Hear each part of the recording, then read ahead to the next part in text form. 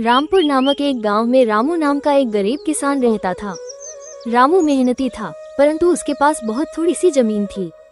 उस जमीन से जितनी फसल होती वो उसके परिवार का पेट भरने के लिए भी मुश्किल से ही पूरी पड़ती थी। उसकी गरीबी और मेहनत को देखकर गांव के लोग कहते, रामू, इतनी मेहनत का क्या फायदा? तुम्हारा भाग्य ही खराब है जो तुम इतना परिश्रम करने के बावजूद भी गरीब हो। ये सुनकर रामू थोड़ा उदास हो जाता, पर फिर भी वो मेहनत करना नहीं छोड़ता। एक दिन गांव में एक साधु आए। गांव के लोग उनकी बातें बड़े ध्यान से सुनते थे और उन्हें बहुत मानते थे।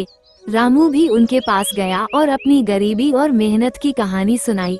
साधु ने उसे ध्यान से सुना और फिर कहा, तुम्हारी मेहनत जरूर रंग लाएगी बेटा, बस धैर्य रखो और अपनी मेहनत को बढ़ाते रहो।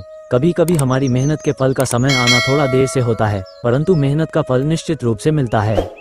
रामू को साधु की बात से थोड़ी हिम्मत मिली और वह और भी मेहनत से खेती में जुट गया। दिन रात मेहनत करता, खेतों में घंटों समय बिताता। समय बीतता गया, लेकिन रामू की स्थिति में कोई खास बदलाव नहीं आया। फिर भी रामू ने अपने परिश्रम को कभी कम नहीं होने दिया। एक दिन जब रामू अपने खेत में हल चला रहा था, तभी अचानक हल किसी कठोर चीज से टकराया। उसने हल को जमीन से निकाला और देखा कि वहाँ कुछ चमक रहा है।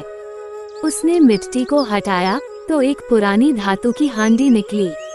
उसने हांडी को खोला तो उसकी आंखें चमक उठी। हांडी में सोने की मोहरें भरी हुई थीं। रामू को अपने भाग्य पर यकीन नहीं हो रहा था। उसने साधु बाबा की बात को याद किया कि मेहनत का फल अवश्य मिलता है। रामू ने उन सोने की मोहरों से थोड़ी जमीन और खरीदी और बेहतर बीज और साधन जुटाए। अब उसकी फसल बहुत अच्छी होने लगी और कुछ ही सालों में वह एक समृद्ध किसान बन गया। उसकी मेहनत और भाग्य ने मिलकर उसका जीवन बदल दिया। इस घटना के बाद गांव के लोग भी उसकी तारीफ करने लगे और कहने लगे, देखो, मेहनत का फल मिलता ही है, बस धैर्य रखना जरूरी है।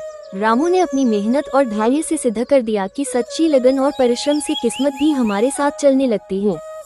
अगर आप सारे लोग इसी तरह का वीडियो देखना चाहते हैं तो मेरा चैनल को सब्सक्राइब और शेयर करना ना भूलें। रामपुर नामक एक गांव में रामू नाम का एक गरीब किसान रहता था। रामू मेहनती था, परंतु उसके पास बहुत थोड़ी सी जमीन थी।